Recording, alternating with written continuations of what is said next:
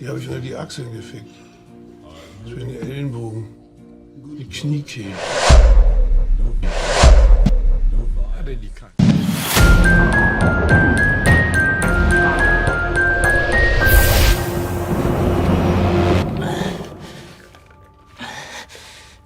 Halo semuanya, serial killer baru-baru ini merangkak naik jadi topik pencarian teratas dalam forum perfilman. Hal ini karena adanya kisah pembunuhan nyata yang telah terkuak. Topik semacam ini memang bisa saja menjadi kontroversi karena melibatkan kekerasan dan dramatisasi cerita yang membuat penontonnya semakin tak nyaman.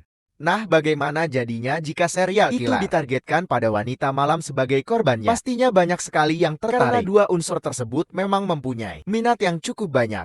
Penasaran dengan bahasan filmnya? Langsung saja, ini dia daftar film serial killer dengan wanita malam sebagai korbannya.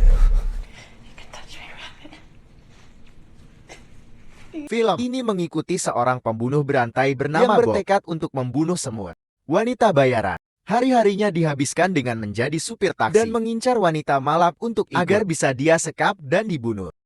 Suatu hari, dia menculik seorang ibu rumah tangga bernama Sarah dan putranya Rabbit. Sarah lalu dibunuh dengan keji, sedangkan anaknya dibiarkan hidup. Bobo memaksa Rabbit menjadi asistennya. Dia juga menyuruh Rabbit untuk mencuci dan membersihkan jejak kejahatan. Setelah Bobo membunuh wanita-wanita di mobilnya, Rabbit kemudian tumbuh menjadi remaja yang juga menjadi pembunuh berantai. Dengan bantuan Bob, hingga di satu kesempatan, dia bertemu dengan salah seorang wanita bayaran yang menawan. Rabbit pun jatuh cinta pada wanita itu dan berencana untuk bisa kabur dari Bob dan hidup dengan sang wanita.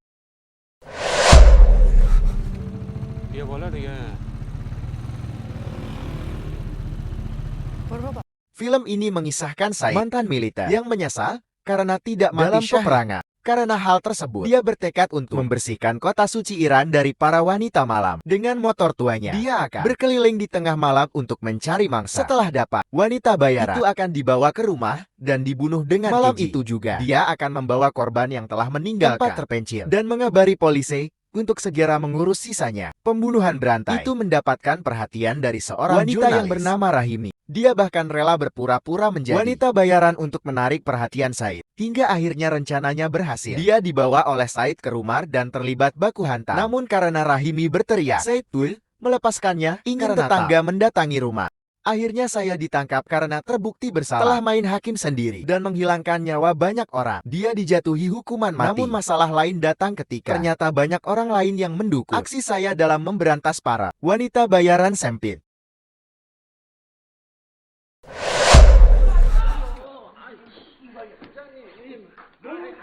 Film ini mengisahkan Jong Ho. Dia adalah seorang mantan detektif yang sekarang menjalankan bisnis mucikari. Semua modusnya dia sembunyikan lewat agensi taksi yang dia jalankan agar tak dicurigai oleh polisi. Ketika beberapa dari wanitanya mulai hilang, dia mencurigai bahwa ada seorang pelanggan yang menculik dan membunuh mereka. Jong Ho mengambil tindakan sendiri menemukan pelaku. Bahkan ketika polisi menolak untuk membantunya, sekalipun dia menemukan bahwa pelakunya adalah seorang pembunuh berantai yang menyiksa dan membunuh korban-korbannya dengan kejam. Jong Ho berhasil menemukan di mana para pelaku ini menyimpan korban-korbannya, dan dia juga memulai perburuan untuk menangkapnya sebelum terlambat. Namun saat dia hampir berhasil menangkap pelaku, dia terjebak dalam situasi yang bahkan dia tidak bisa juga.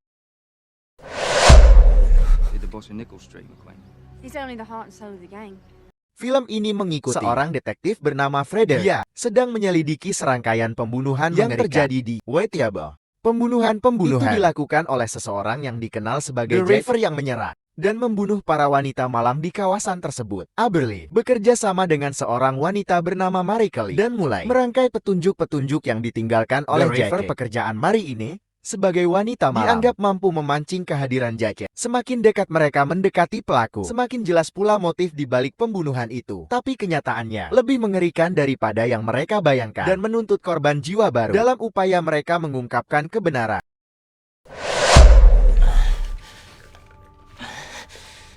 Fritz Honka adalah seorang alkoholik yang hidup di Hamburg. Dia sering mengunjungi bar lokal bernama Golden Glove dan sering membawa pulang wanita yang ditemuinya di sana. Dia kemudian membunuh wanita-wanita ini di kamar apartemennya. Meskipun tindakannya sangat sadis, Fritz Honka sendiri adalah sosok yang sangat tragis. Dia berasal dari keluarga yang tidak stabil dan sering menjadi pengorban penganiayaan pada masa kecilnya. Dia juga memiliki kecacatan fisik yang mengakibatkan dia dipecat dari pekerjaannya sebagai buruh di pelabuhan.